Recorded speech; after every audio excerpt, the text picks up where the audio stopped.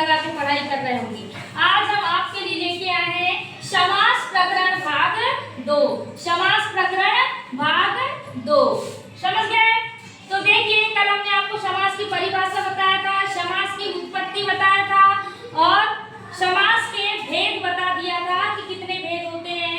समास के मुख्य रूप से 4 भेद होते हैं और ऐसे तो समास के 6 भेद होते हैं।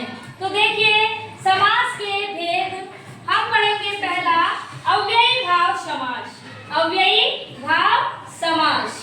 तो पहले देखिए, अव्ययी भाव समास सूत्र है प्रायेण पूर्व पदार्थ प्रधानो अव्ययी भावः। तो देखिए, परीक्षा में कैसा पूछा जाता है ये, प्रायेण पूर्व पदार्थ प्रधानो का अस्ति।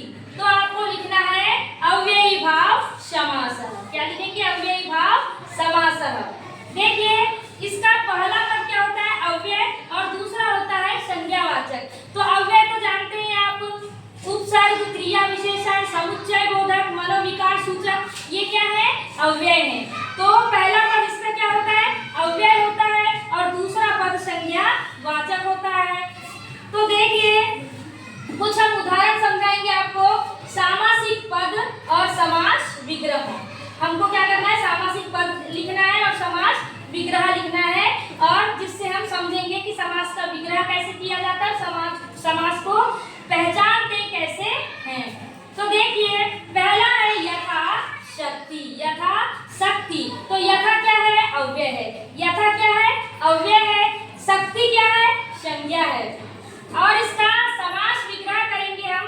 पहला पद मतलब क्या हो जाएगा? विपरीत हो जाएगा। क्या हो जाएगा? विपरीतार्थ हो जाएगा, विपरीत हो जाएगा। यथा शक्ति आया है तो शक्ति क्या हो जाएगी? पहले हो जाएगी और यथा क्या हो जाएगा? बाद में। तो शक्तिम अनतिक्रम्यः। शक्तिम अनतिक्रम्यः।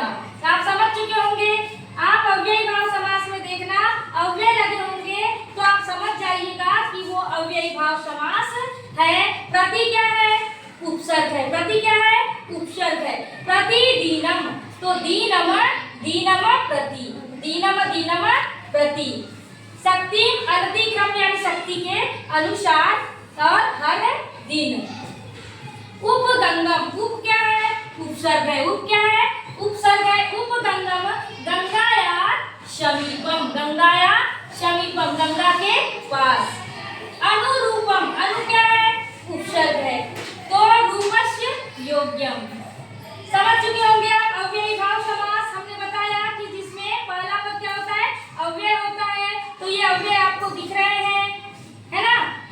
अब दूसरा है तत्पुरुष समासः। दूसरा भेद है समास का तत्पुरुष समासः।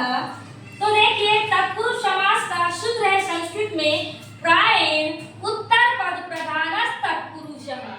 प्रायेण उत्तर पद प्रधानः तत्पुरुषः। तो ये क्या है? उत्तर पद इसका क्या होता है? प्रधान होता है, और इसमें पूर्व पदार्थ प्रधान हो। पूर्व पद इसका क्या होता है? प्रधान होता है, और तत्पुरुष में उत्तर पद प्रधान होता है। अब देखिए, कुछ हम थोड़ा सा डिटेल में बता रहे हैं। जिस समास में पूर्व पद, जिस समास में पूर्व पद द्वितीय विभक्ति से सप्तमी विभक्ति तक होता है और उत्तर पद में प्रथमा विभक्ति होती है, उसे तत्पुरुष समास कहा जाता है। जिस समास में पूर्व पद द्वितीय विभक्ति का होगा और देखिए उत्तर पद में कौन सी विभक्ति होगी? प्रथमा विभक्ति होगी, तो उसे तत्पुरुष समास कहते हैं। तो तत्पुरुष समास में द्वितीय से लेकर के सप्तमी तक विभक्ति लगती है, मतलब विभक्ति चिन्ह लगते हैं, कारक चिन्ह। समझ गए? तो कारक चिन्ह तो आप तो जानते होंगे। कर्ता ने कर्म को करण से संप्रदान के लिए अपादान से संबंध का के की अधिकरण में पर। तो कारक 6 होते हैं, है ना? उदाहरण देखिए, ग्राम द्वितीय तत्पुरुष, है ना? द्वितीय तत्पुरुष, द्वितीय से सप्तमी तक विभक्ति लगती है। तो द्वितीय तत्पुरुष पहला पद द्वितीय विभक्ति का होता है और समास अवस्था में क्या होता है? उसका लोप हो जाता है। जब हम समास करते हैं तो उसका क्या हो जाता है? लोप हो जाता है। तो देखिए, उदाहरण है, सामासिक पद है हमारा ग्राम गतः। ग्राम गतः। तो समास गतः, ग्रामम गतः, तो गांव को गया। तो देखिए कर्ता ने कर्म को कहाँ जाने का कर्म कर रहा है वो? गांव को जाने का कर्म कर रहा है। तो दूसरा है सुख प्राप्त, सुखम प्राप्त, सुख को प्राप्त। को चिन्ह आ गया, कारक चिन्ह को। अब देखिए शरण आगतः, शरणम आगतः, शरण को आया, समझ गए? अब देखिए दूसरे नंबर का है तृतीया तत्पुरुष। इसका पहला पद तृतीया विभक्ति का होता है और समास अवस्था में क्या होता है? इसका लोप हो जाता है। उदाहरण के लिए ज्ञान शून्य, तो ज्ञानेन शून्य। तो देखिए कर्ता ने कर्म को करण से, तो ज्ञान शून्य, तो ज्ञानेन शून्य, ज्ञान से शून्य, तृतीया विभक्ति का चिन्ह लगा कि नहीं? तो इसको कहेंगे तृतीया तत्पुरुष। विद्याहीनः, विद्या से हीन, यहाँ लग गया चिन्ह से, समझ गए? फिर है बाणहतः, बाण से हत्या। कैसे हत्या हो गई? बाण से हत्या। तो करण कारक आ गया। कौन सा कारक आ गया? करण कारक तृतीया विभक्ति। अब देखिए चतुर्थी तत्पुरुष, इसका पहला पद चतुर्थी विभक्ति का होता है, पहला पद, और समास करने पर इसका क्या हो जाता है? लोप हो जाता है। अब देखिए उदाहरण दान पात्रम क्या है? हमारा सामासिक पद है, तो समास विग्रह करेंगे दानाय पात्रम। तो चतुर्थी विभक्ति में हमने बताया करण से संप्रदान के लिए वाला चिन्ह लगेगा इसमें, चतुर्थी विभक्ति है ना। तो दान पात्रम, दानाय पात्रम, दान के लिए पात्र। भूत बलिहि, भूतेभ्यः बलिहि, भूतों के लिए बलि।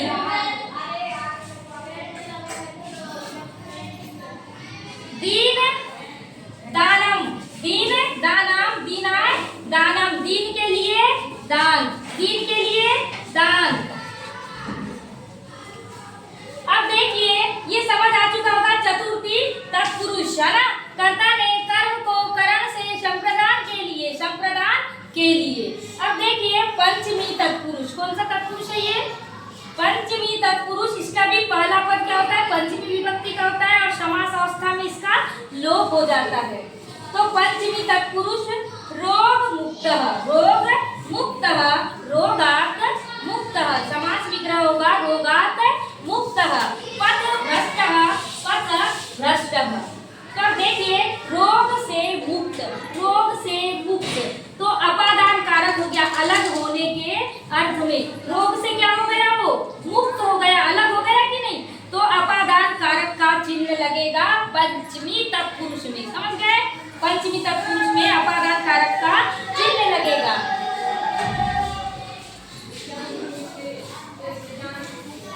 फिर है षष्ठी तत्पुरुष।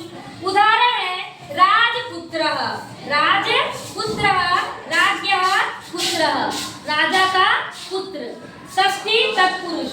तो कर्ता ने कर्म को करण से संप्रदान के लिए अपादान से संबद्धता के की अधिकरण।